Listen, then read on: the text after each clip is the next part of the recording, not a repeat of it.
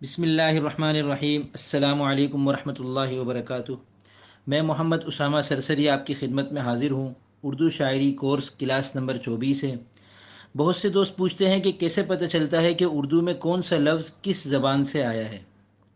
پھر اسی کے ضمن میں دوسرا سوال یہ بھی پیدا ہوتا ہے کہ ہمارے لیے اردو کے الفاظ کے بارے میں یہ جاننا کیوں ضروری ہے کہ وہ اردو میں کس زبان سے آیا ہے۔ اس ویڈیو میں آپ کو ان دونوں سوالوں کی تفصیلی جواب دوں گا انشاءاللہ۔ پہلے دوسرے سوال کا جواب سن لیں کہ ہمارے لیے اردو کے الفاظ کے بارے میں یہ جاننا کیوں ضروری ہے کہ وہ اردو میں کس زبان سے آیا ہے۔ جواب یہ ہے کہ متعدد وجوہات کی بنا پر ہر شاعر و ادیب کے لیے یہ معلومات ناگزیر ہوتی ہیں۔ ان میں سے چند وجوہات عرض کر دیتا ہوں۔ پہلی وجہ، اردو شاعری میں اور خاص طور سے غزل میں یہ بہت بڑا عیب شمار ہوتا ہے کہ الفاظ کی لسانی فضا یکساں نہ ہو، یعنی کسی شعر میں ہندی کے الفاظ کا غلبہ ہو اور کسی میں فارسی و عربی کے، بلکہ بعض نوآموز تو یہاں تک غلطی کر دیتے ہیں کہ ایک شعر میں خالص فارسی اور عربی کے الفاظ کے ساتھ ساتھ ٹھیٹھ ہندی کے الفاظ بھی شامل کر دیتے ہیں۔ اس عیب سے وہی بچ سکے گا جسے یہ معلوم ہو کہ کون سا لفظ کس زبان کا ہے۔ دوسری وجہ، اردو میں دیگر زبانوں سے جس طرح مفردات آئے ہیں اسی طرح مرکبات بھی آئے ہیں، اور مرکبات میں اصل زبان ہی کے الفاظ ہوتے ہیں۔ جیسے بیت اللہ ایک ترکیب ہے، یہ عربی سے آئی ہے، تو فارسی سے خانہ خدا کی ترکیب ملی ہے۔ عربی مرکب میں عربی لفظ ہی آئے گا، لہذا بیت اللہ کی جگہ ہم بیت الخدا یا خانۃ اللہ یہ نہیں کہہ سکتے، ہمیں بیت اللہ ہی کہنا ہوگا۔ اسی طرح فارسی ترکیب میں وہی الفاظ آئیں گے جو فارسی میں استعمال ہو سکتے ہیں، لہذا خانہ خدا کی جگہ ہم گھر خدا یہ نہیں کہہ سکتے۔ ایسی اغلاط سے بچنا اس صورت میں ممکن ہے کہ ہمیں ہر لفظ کا اصل ماخذ معلوم ہو کہ وہ کس زبان سے اردو میں آیا ہے۔ تیسری وجہ، شاعر و ادیب کو اپنی زبان پر عبور حاصل کرنا ضروری ہے، اور یہ ان کی مہارت لسانی کا تقاضا ہے کہ انہیں اپنی زبان کے ہر لفظ کا ماخذ معلوم ہو۔ چوتھی وجہ یہ ہے کہ جب ہمیں یہ معلوم ہوگا کہ یہ لفظ فلاں زبان کا ہے تو اس زبان کے قواعد کے مطابق ہم اس لفظ کے مزید مشتقات یا ہم مشتق الفاظ بھی سمجھ سکتے ہیں اور انہیں برمحل استعمال کر سکتے ہیں۔ مثلا لفظ فہم کے بارے میں اگر ہمیں علم ہو جائے کہ یہ عربی کا مصدر ہے تو اس کے مشتقات یعنی فہیم، مفہوم، افہام، تفہیم، مفاہمت وغیرہ کو سمجھنا اور ان کے معنی کی رعایت رکھتے ہوئے انہیں استعمال کرنا ہمارے لیے آسان ہو جائے گا۔ اب آتے ہیں پہلے سوال کے جواب کی طرف۔ پہلا سوال یہ تھا کہ کیسے معلوم ہوتا ہے کہ کون سا لفظ کس زبان سے آیا ہے؟ تو تین طریقے میں عرض کر دیتا ہوں جن سے ہم یہ معلوم کر سکتے ہیں کہ کون سا لفظ اردو میں کس زبان سے آیا ہے۔ پہلا طریقہ یہ ہے کہ ہم اردو کے ساتھ ساتھ عربی، فارسی، انگریزی اور ہندی بھی بقدر ضرورت سیکھ لیں۔ دوسرا طریقہ یہ ہے کہ ہم کسی بھی لفظ کے بارے میں یہ معلوم کرنا چاہیں کہ وہ کس زبان کا ہے تو اسے لغت میں دیکھ لیں۔ اردو لغات میں ہر لفظ کے آگے یہ وضاحت بھی کی گئی ہوتی ہے کہ وہ کس زبان کا لفظ ہے۔ مثلا لفظ اردو اگر ہم فیروز اللغات میں دیکھتے ہیں تو کچھ اس طرح لکھا نظر آتا ہے کہ سب سے پہلے اردو لکھا ہوتا ہے، پھر اس کے بعد قوسین میں اس کا تلفظ واضح کیا ہوتا ہے، یعنی اور کو الگ اور دو کو الگ کر کے لکھا ہوتا ہے، پھر اس کے بعد ایک اور قوسین میں تا، الف اور مز یہ تین لفظ لکھے ہیں۔ تا کا مطلب ہے کہ یہ لفظ ترکی زبان سے آیا ہے، اور الف کا مطلب یہ ہے کہ یہ اسم ہے، اور میم دال مز کا مطلب یہ ہے کہ یہ مذکر ہے۔ تو یہ لغت میں دیکھنے سے ہمیں پتہ چل جاتا ہے۔ یوں ہم کسی بھی لفظ کے بارے میں لغت میں سے دیکھ کر تفصیلات معلوم کر سکتے ہیں۔ تیسرا طریقہ یہ ہے کہ کچھ علامات ہیں جو اگر ذہن میں رکھیں تو یہ مسئلہ کسی نہ کسی درجے میں حل ہو سکتا ہے۔ مثلا اردو میں کل 4 زبانوں کے الفاظ ہیں، عربی، فارسی، انگریزی اور ہندی۔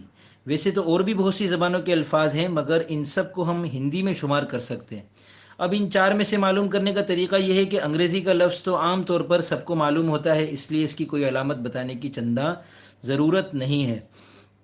جو لفظ قرآن، حدیث اور عربی دعاؤں میں مل جائے تو سمجھ جائیں کہ وہ عربی زبان کا لفظ ہے۔ مثلا حمد ایک لفظ ہے، یہ عربی کا ہے، اور دلیل یہ ہے کہ یہ سورہ فاتحہ کی پہلی آیت میں موجود ہے۔ اسی طرح اللہ، رب، عالمین، رحمان، رحیم، مالک، یوم، دین، صراط، مستقیم، غیر، مغضوب غیر میں اردو کے تلفظ کے مطابق پڑھ رہا ہوں، ورنہ غیر، مغضوب، غالین، یہ سارے الفاظ بھی ہم اردو میں کہیں نہ کہیں مرکب کی صورت میں استعمال کر سکتے ہیں، اور یہ سب وہ الفاظ ہیں جو عربی کے ہیں، اور دلیل کیا ہے کہ یہ سورہ فاتحہ میں موجود ہے۔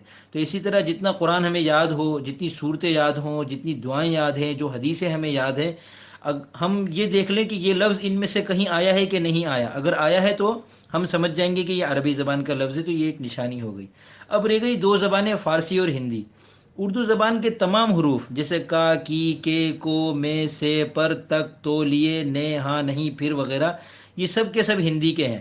اسی طرح تمام افعال اور ان سے بننے والے تمام مصادر اور ان سے بننے والے جتنے بھی افعال ہیں وہ سب بھی ہندی کے ہوتے ہیں، جیسے آنا سے آیا، کھانا اور اس کے مشتقات کھایا، کھاتا ہے، اور جانا، گیا، لینا، لیجئے، کرنا، کرونا وغیرہ۔ کرونا نہیں، کرنا سے ہم بنے گا کرونا۔ یہ جب ہم اصرار کے لیے کہتے ہیں کہ کرونا، تو یہ سب ہندی کے ہیں کیونکہ یہ افعال اور مصادر ہیں۔ اب مزید کچھ علامتیں بتا دیتا ہوں، تو جو رہ گئے ہیں ان کے بارے میں فیصلہ کرنا بھی کسی نہ کسی درجے میں آسان ہو جائے گا۔ پہلی علامت، اگر کسی لفظ میں ہائے مخلوطہ یعنی دو چشمی ہا ہو، جیسے ہاتھی، بھائی، تو یہ اس بات کی علامت ہے کہ وہ لفظ ہندی کا ہے۔ کیوں؟ کیونکہ عربی اور فارسی میں یہ دو چشمی ہا یعنی ہائے مخلوط جو کسی حرف کے ساتھ مل کر ادا ہوتی ہے، یہ نہیں پائی جاتی۔ یہی وجہ ہے کہ فارسی میں الفاظ کے شروع میں بھی دو چشمی ہا لکھ دیتے ہیں، جیسے ہما و شما، حالانکہ اردو میں دو چشمی ہا کو شروع میں نہیں لکھ سکتے کیونکہ شروع میں یہ ہا ہو ہی نہیں سکتی۔ اردو املا کے مطابق ہما و شما ٹیڑھی ہا کے ساتھ ہی لکھا جائے گا، دو چشمی ہا کے ساتھ نہیں لکھا جائے گا، مگر فارسی میں چونکہ دو چشمی ہا ہے ہی نہیں، اس لیے وہاں ہا کو ہر طرح لکھ سکتے ہیں فارسی زبان میں۔ اچھا، یہ ایک اور علامت یہ ہے کہ ٹے، ڈال اور ڑے یہ جو حروف ہیں اگر کسی لفظ میں ہوں تو یہ بھی اس کا مطلب ہوگا کہ وہ نہ عربی کا ہے اور نہ فارسی کا ہے، کیونکہ یہ حروف عربی اور فارسی کے کسی لفظ میں نہیں پائے جاتے۔ لہذا اگر کوئی ہم سے پوچھے کہ بیٹا، بڈھا اور بوڑھا یہ کس زبان کے الفاظ ہیں، تو ہم بغیر کسی جھجک کے کہہ سکتے ہیں کہ یہ ہندی کے الفاظ ہیں۔